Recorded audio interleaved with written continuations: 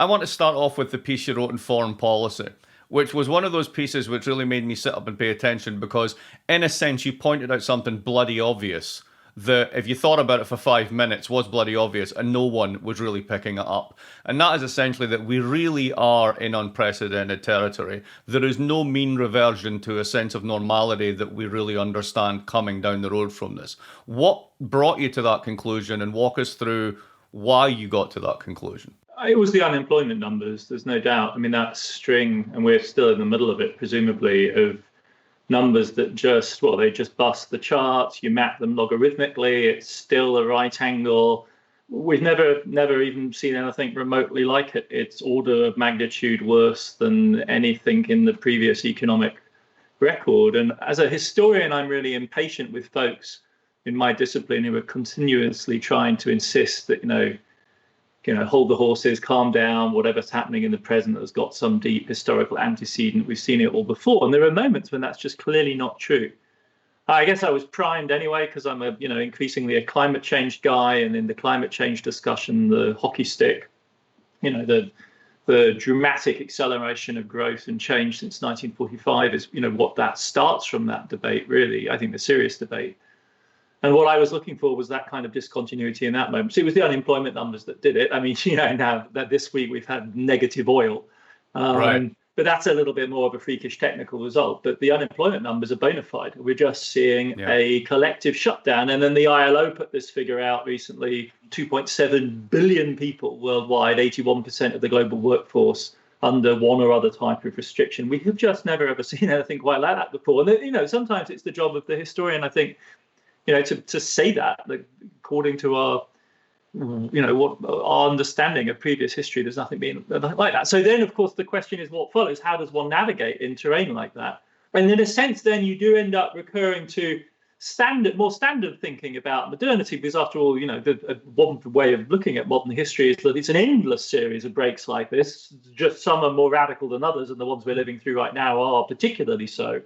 And so you end up with this trope of radical uncertainty as one of the kind of historical conditions that we live in modernity.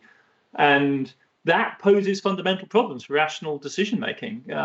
Whether you think of that in terms of, a narrow calculus of cost benefits, rational choice, or just more generally, how do we orientate ourselves to reality? That becomes an absolutely fundamental concern. And in a quaint seeming kind of way, we were posing that question last year, because of the geopolitical contest with China. But all of a sudden, it's taken on dimensions that we hadn't, like you're saying, like in the beginning of this year, no one would have imagined that we would be in this moment. So maybe one way of thinking about it is in the way that we need to change the way that we think about institutions.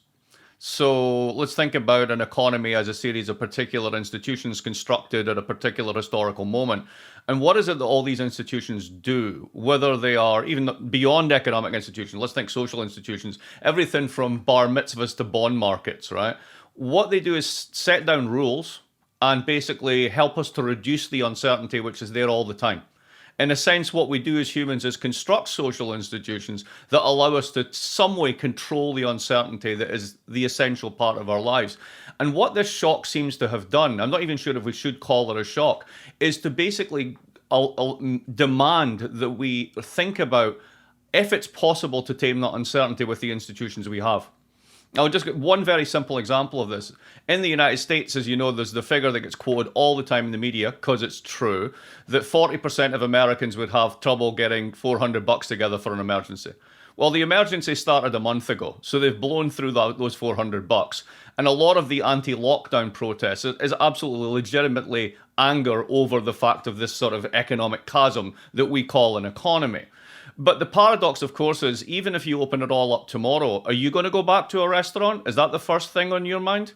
Are you going to go to a shopping mall where you can literally shop till you drop? Our behavioral response has got to be changed coming out of this, right? Absolutely. I mean, I think that's one of the real puzzles for thinking about the whole process, because if you look back, I've been scanning back recently over the auto industry shutdown. I mean, organized labor was a key driver of the shutdown in the auto sector globally, in Europe and in the United States. And it's, we think of it now as a difficult decision made by politicians, and ultimately they had to make decisions. But I think we really have to think of that as ratifying decisions that were being made by very powerful collective actors on the one hand, and also by individuals. And in a sense, what politics comes along afterwards and says, you see it in the school strike in New York as well. Effectively, teachers were calling in sick and parents weren't sending their kids to school, and the schools were becoming increasingly dysfunctional. And so the question is, when does politics sign off on the fact that, yes, this is in fact a national shutdown? And to that extent, likewise, the exit from this period of uncertainty can't simply be a matter of government fiat either. It needs to be a series of procedures, a series of practices and expectations that we all feel comfortable with. And that has to start in the hospital sector. I mean, the most fundamental one of these, I think, to take up your analogy, is basically the mechanisms and institutions and expectations we have about dying. And in a sense, the thing that drove this entire crisis, after all, was not the deaths per se, or even, a horrendously high probability of dying, because neither of those two things are all that remarkable about this disease. It's the sense that it completely overwhelmed the mechanisms that we have for dealing with that ultimate existential uncertainty is, how do I pop off? How does this end? Yeah. And it's supposed to end in an orderly fashion with known diseases in settings that we're broadly speaking familiar with, which don't look like some sort of hellish charnel house, right, that look like a conventional hospital ward. And each one of those moments is going to be terrible for those involved, but it isn't going to be a collective nightmare. And what COVID-19 did was to disrupt that. So I think from my point of view, as it were, an orderly restoration of the mechanism of our regular dying is where it all has to, that's where it has to start from.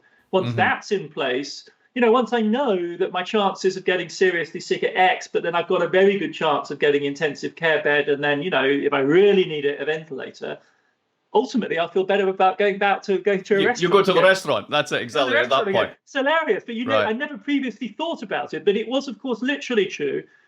And as a European traveling to the US, this is true, right? You're very ill-advised to visit the United States unless you can get bomb-proof, gold-plated traveler's health insurance. Because if you were en route to a restaurant from your hotel to absent-mindedly step into the street and get run over, you could be bankrupt the next second, right? And so that existential risk and its financial implications are there, but we, as you're saying, we have all of these conventional mechanisms for managing that, and this virus has disrupted those. And until we've got those back, right. Indeed, like the government, the politicians can wave their hands as much as they like, and the economy won't restart.